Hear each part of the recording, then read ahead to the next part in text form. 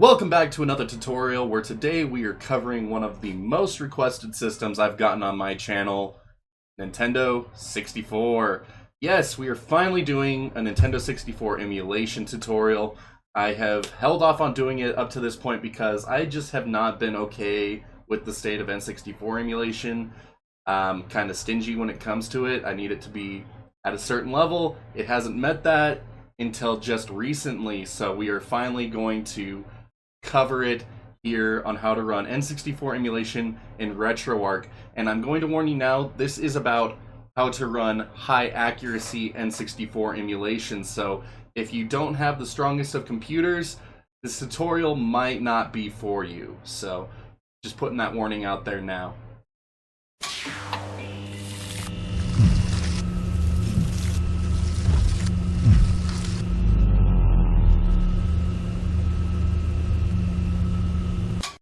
To get started with N64 emulation in Retroarch, the first thing you need is Retroarch. So head on over to retroarch.com, click on the download tab, and scroll down to the bottom past all this stuff and go to nightly builds, because those usually have the best stuff. Typically. If you have errors, go with the stable build. But otherwise, yeah, this guy right here. Click Windows, x86 64. Scroll down to the bottom here and you will see a retroarch.7zip file, or if you'd rather not extract it yourself, you can choose this setup zip. But these are the two files you usually want to use. They're always at the bottom. So go ahead and click retroarch.7zip or the other one, depending on how you want to install it. If for whatever reason after you get this extracted and it ends up not working, you need to download this redistributable 7-zip or zip here and run those, and you should be good to go. Once you have Retroarch downloaded, go ahead and get it extracted to any folder of your choosing. For my demonstration purposes, we are just using the desktop because it's nice and easy.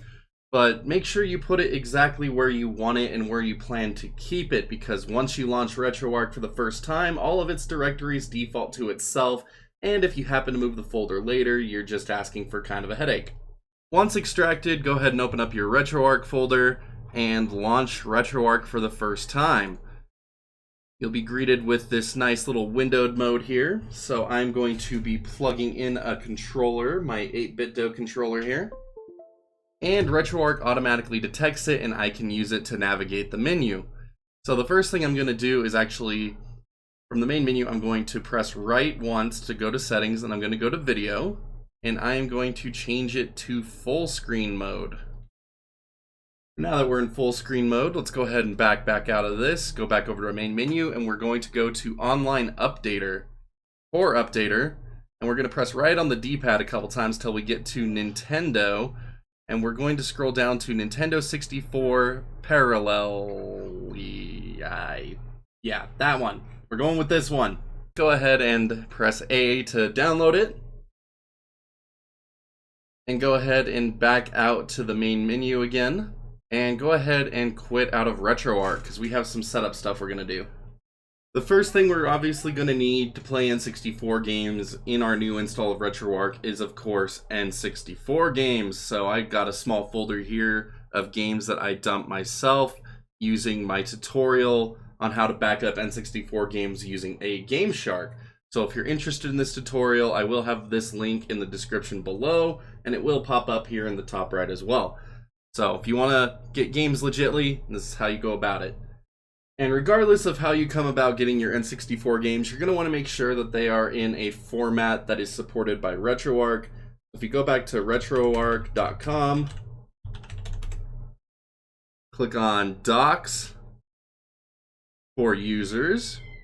For documentation, Nintendo cores, they don't have a dedicated section for Parallel for some reason, but if you click on Mupen 64 Plus, it uses the same exact file extensions. So .n64, .v64, .z64 are the ones you're going to find most often. If you dump games using my Game Shark tutorial, you're going to end up with .bin files, which also work great.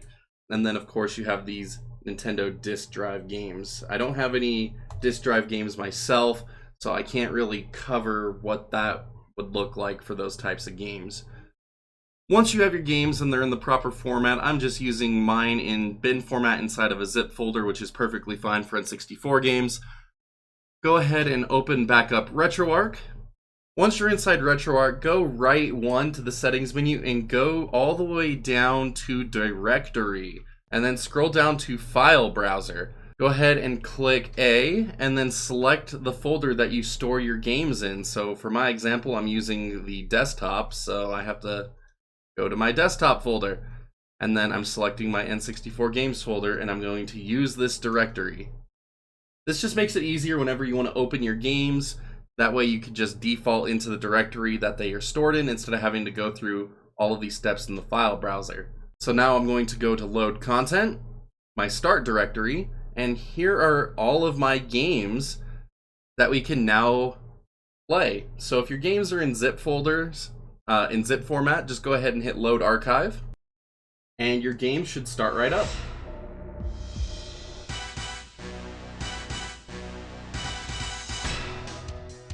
Now, for many of you, that will be all you're looking for, just a simple way to get N64 games up and running fairly well. But there are a ton of problematic N64 games for emulation, and I'm going to show you some of them. So first up, we have Hexen. As you can see, Hexen does not display right. It doesn't show any of the backgrounds. All you can see are your character's hands and your life bar. We can't see any of the oncoming enemies. We can't see any of the terrain. The game is completely unplayable in this format. Now for our next example, Resident Evil 2. First of all, cutscenes are exceptionally broken. And your character walks on the backgrounds. Look at me, I'm standing on this car. In Pokemon Snap, the frame buffer is typically not emulated correctly in most emulators, thus you can't actually take pictures of the Pokemon. And since none of the pictures are registered as actually being taken of Pokemon, you can't do Oak's mark and mark them to show Professor Oak, so the game is unplayable. And speaking of unplayable games, Star Wars Rogue Squadron and Episode 1 Battle for Naboo, they do not work under most circumstances, resulting in a crash of Retroarch. Top Gear Overdrive also has issues with how constant it changes resolution, so you will see a lot of graphical garbage on this one as well. So you might be asking yourself, well, how do I fix these broken games? Well, we're gonna have to change our video plugin that our emulated N64 is using. Press F1 to open your quick menu, scroll on down to Options. Once in Options, go ahead and scroll down to GFX plugin and select Angry Lion. This is a very accurate N64 plugin, and then it needs to be paired with the CXD4 RSP plugin. So these are very accurate audio and video plugins for N64, so they do require quite a bit of CPU power to run well. So for many of you, this might not be an option. It might just cause way too much lag to even be feasible, but it does fix all of these problems in each of these games. So go ahead and close out of the content. Now when we go back into our N64 games, you can go over here to the file history. Now when we go into any of these problematic N64 games we showed off earlier, they are all going to miraculously work. As you can see, we now have backgrounds in Hexen and can actually see what we need to be doing and where to go. Cutscenes are now working in Resident Evil 2, as well as properly displaying your character behind the pre-rendered backgrounds. Look at that. I'm not standing on the car anymore.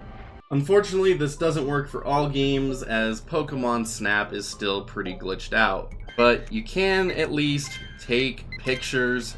So as long as you know what menu things you need to play, you can at least now play through Pokemon Snap on an N64 emulator.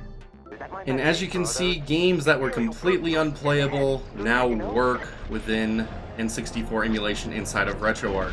But again, this does require a very powerful computer, otherwise you're just going to end up with a massive lag fest. Top Gear Overdrive's resolution issues are also no longer a thing. But as you can see, if you don't have the best computer, you are going to run into some lag issues. Even on my 7700K, I am getting quite a good deal of stuttering inside of Top Gear.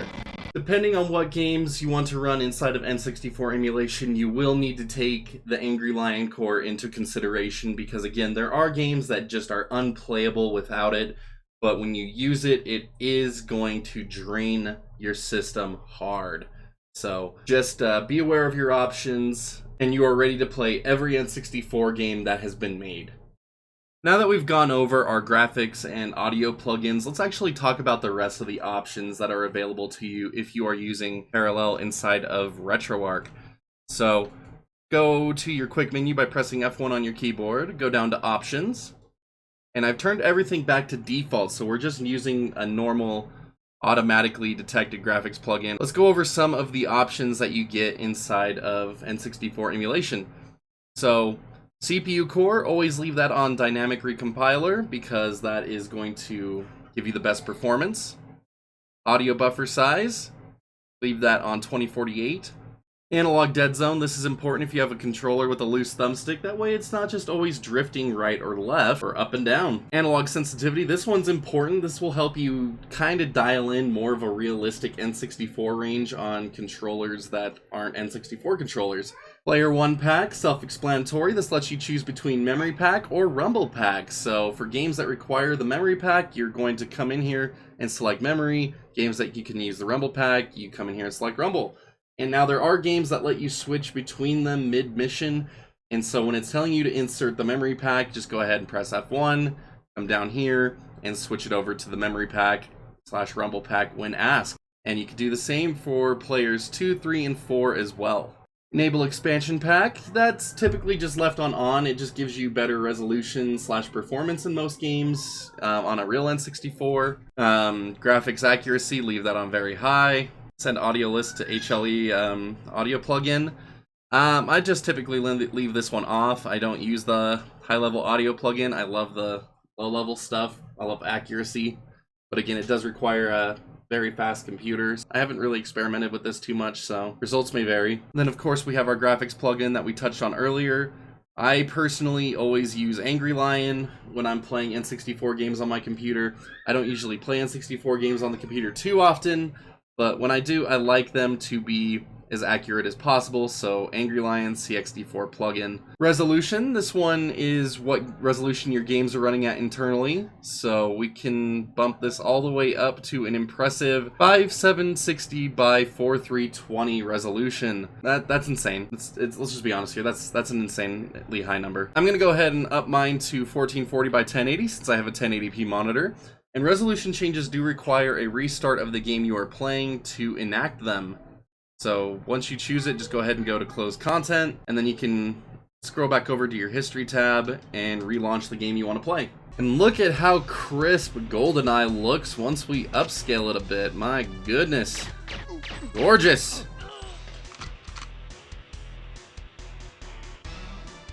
Moving down our list, we have aspect ratio. You can actually set it so that the N64 is outputting to widescreen. There were quite a few games that supported a widescreen resolution on the N64, including GoldenEye 007.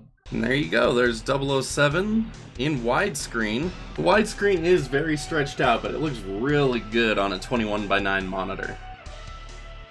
Next up, we have texture filtering, and this one just handles how the textures are filtered. You can make it look like a real N64 with its 3-point filtering system. You could do normal bilinear filtering, or you could do the nearest filtering. So let's just go ahead and scroll through each of these. So 3-point filtering, bilinear filtering, adds a little bit more blur to it, kind of crisps it out a little bit.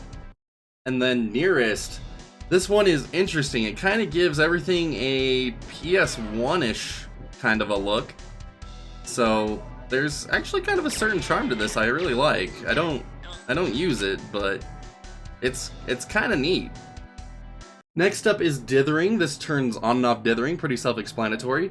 Next up are some graphic plugin specific things. We have the offset factor for glide. I haven't ever seen a reason to change any of these. I've never gone so far as to experiment with glide in terms of accurately displaying polygons, because if I'm going to get that intense with it, I'm just going to use Angry Lion anyway. And speaking of Angry Lion, our next set of options are actually specific to Angry Lion, but we're going to come back to those in a minute and skip on ahead over to the overclocking of the N64. So GoldenEye is a great example of an unlocked N64 game. The frame rate could actually fluctuate anywhere between 60 FPS down to about 12 FPS. Have you ever wanted to see what a 60 FPS locked GoldenEye looked like? Well, go ahead and check this out.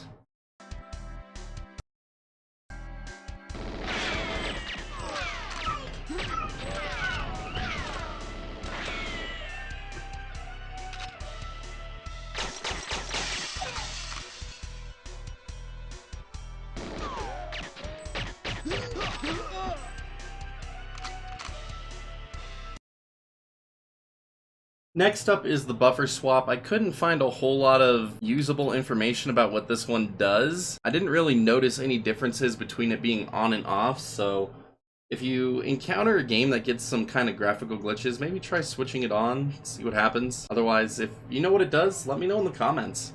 Next up is frame rate, and this is another overclocking feature for emulated N64 games. It helps, just helps smooth out gameplay, increases game speed, so this one does require a restart, so you will need to press B and once again go up to close content or restart. Next up is the independent C button controls. So this one just assigns the C buttons to new buttons on your controller rather than just having them be on the right thumbstick. You can set C button controls manually inside your controller options menu, so this one is not the most useful thing, so I just leave it off. Next up is the Glide 64 Vertex Cache. If you are experiencing any slowdowns while using the Glide 64 plugin, try turning this on. It might provide you a bit of a boost. I noticed no difference in my testing, but your results might vary just depending on your computer specs. Lastly, we have the Nintendo 64 disk drive settings. So if you want to emulate disk drive games, you're going to enable the disk drive hardware, and then you are going to tell it if you want to boot into the disk drive BIOS or if you just want to boot directly into the games.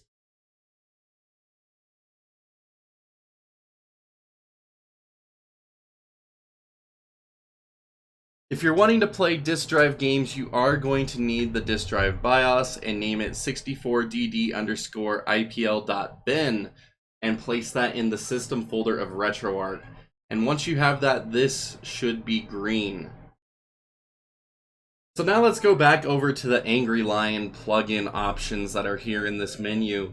So Angry Lion is meant to be a very accurate N64 video plugin. As you can see, it puts all the filtering, all the blur that is traditionally associated with N64 back into play here, and it does a really great job. Like, this looks really, like, it's blurry as heck and looks ugly, but I mean, this is N64, this is what we're looking at here for the most part. It is a little bit more blurry than it should be due to Retroarch using a bilinear filter by default. So if you want to turn that off, you can go back to the main menu of Retroarch, go down to video here in the settings, press up, and you can go here and turn off this bilinear filtering, and it will sharpen the picture up just a tad. So it's very good. This is a little bit better, more accurate representation of what an N64 kind of outputs. But back to what we were getting at here in our quick menu options. We go down to the Angry Lion options down here. We can actually remove the filter completely. This look just provides a very sharp take on the image. It also reveals all of the dithering that comes into play with the N64. Unfortunately, when using the Angry Lion plugin, turning off dithering doesn't do anything. There's no change in the image, which is just unfortunate, but it's still really cool to see. It's not how I personally would play it, but some of you might like it, so try it out, see what you think. Like, it's still just a really cool representation of N64 hardware at work here. There's some other cool things with the VI overlay. We can actually turn on the depth filter, which just shows us everything that's going on in the background. And then we have the coverage, which is kind of like wireframe mode, except really interesting. Like, this kind of looks like a cartoon at this point. Angry Lion multi-threading. This lets you use more than one core for video rendering, so this is definitely something you want to leave on. Otherwise, you're going to have an even bigger stuttering mess when using Angry Lion. And then there is the hide overscan option, which tries to cover up junk data on the sides of the screen that would typically be cut off by a CRT. In 007, there really isn't any, so go ahead and leave this one on or off. Doesn't really make too big of a difference. So now that we've gone over all of the core options, let's go over what options I typically have set. So for CPU core, dynamic recompiler, audio buffer 2048, analog dead zone, and sensitivity, this is a per controller setting, so go ahead and set these to how it feels right for you. There is no one size fits all answer here because everyone's controllers have different sensitivities, different wear levels, so go ahead and mess with these until you have something that works for you. Player 1 pack, I use Rumble pack or memory pack depending on the game, of course. And then if you have multiple players that want to play, plug in extra controllers and set their packs accordingly. Expansion pack, I leave on. Accuracy for the graphics, I leave at very high. I leave audio list to HLE off. I use the Angry Lion and CXD4 plugins for accuracy. It's not a pretty way of playing N64 games on a PC. It is an accurate way of playing N64 games on PC, which is huge for me. So if you're hoping to use upscaling, you are not going to be using Angry Lion because it is going to stick with 640 by 480.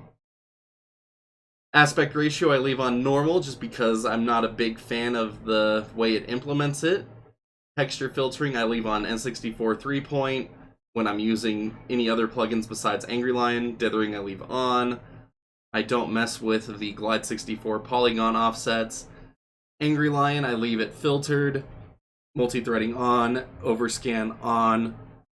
The VI overclock I leave off because I like having my N64 games play like they originally did. If you want to see what it's like, go ahead and turn it on, but make sure you're not using Angry Lion because that just puts more strain on it and causes even more of a mess. So if you're using any of the other graphics plugins, you can go ahead and mess around with overclocking if you want to. It can break some games, so just be aware of that.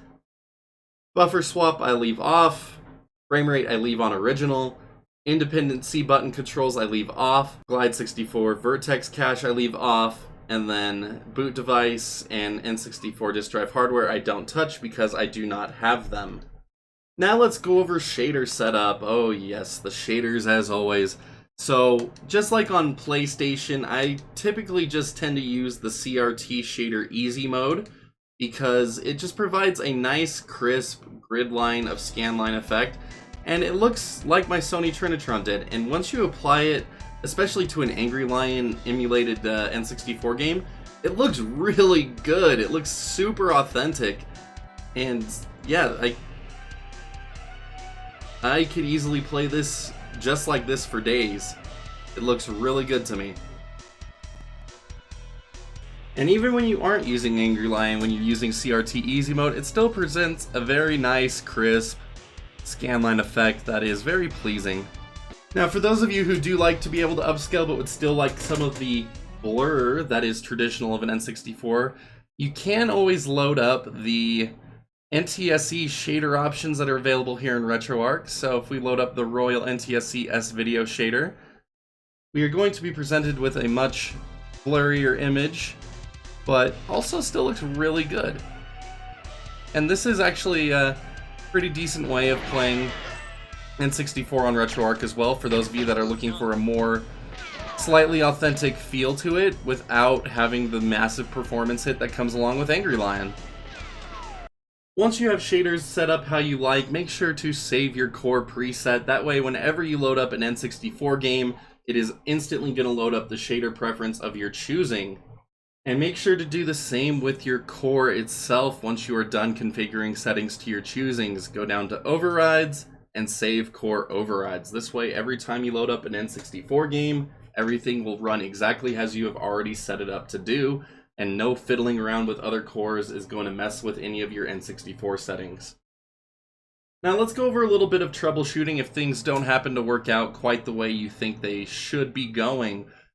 Say you load up a game and you get an instant crash. There's two options. One, the game isn't compatible with the plugins you're using, like my aforementioned Rogue Squadron example with Angry Lion.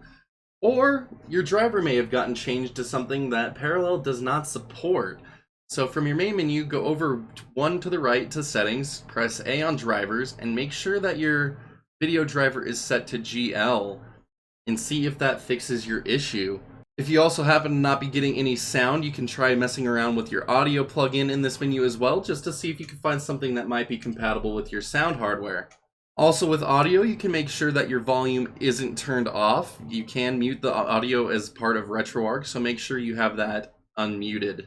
If for whatever reason you did have N64 working at one point and it doesn't work anymore, no matter what you change settings to, you can always delete the Retroarch config and the Retroarch core options config files to restart from scratch and just try over again, restarting everything from the get-go. For controller issues, you can scroll down to controls. Say you plugged in your controller and it doesn't automatically detect it. You can scroll down and you can map all of your buttons manually. And you could do this with every single player that might be playing. The last thing we're going to cover in today's tutorial is how to create an N64 playlist so you don't have to use this load content button anymore. So from the main menu, press left and we are brought to the import content column. Click A on scan directory. If you already set your default directory like I showed you how to do earlier, all you need to do is click on scan this directory. If not, you're going to need to scroll to where your N64 games are being stored and then click on scan this directory. Once the directory scan is finished, you should be given this new N64 controller icon, and your games should be listed below. If for whatever reason you scan your directory and it doesn't pick up all of your games, you can use the desktop menu. And if you didn't get a Nintendo 64 playlist made, you can just click on New Playlist, type in Nintendo-Nintendo 64 as you see here. It'll give you this new playlist. And then you can just right-click here, Add Folder, and you can then scroll to your N64 games folder. Tell it that it's part of Parallel, and that it's for Nintendo 64. And it'll add in all of the games. Thank you all so much for watching today's tutorial. This one was a little more interesting because there actually are a lot of cases of games that just don't work by default, and you do need to go in and switch up some settings to then make them work. So as always, thank you again for watching today's tutorial. If you haven't already, make sure to hit that thumbs up, thumbs down button, just depending how much you like this tutorial. Hit that sub button if you're interested in more content. We go from tutorials, reviews, streams. We cover a lot of things on this channel. And if you would like to help out the channel, we do have that new join button that you can click right there. $4.99 a month goes to supporting the channel. That way we can get more content, more product, more things to review, research, for everyone to enjoy. So again, if you do hit that join button, you also are given weekly live streams that I do exclusively here on YouTube. So if that's something that interests you, go ahead and click on it. Join the Discord. We'll have a link to the Discord below. And yeah, come be a part of the community. I'd be most appreciative and we'd love to have you. But seriously, I can't thank you all enough. The watch time, the views, everything this channel's getting is just going off the charts for me. So I just wanted to thank you all for that again. Have a wonderful day. Be sure to check out some other videos if you're interested, and we will see you all back next video.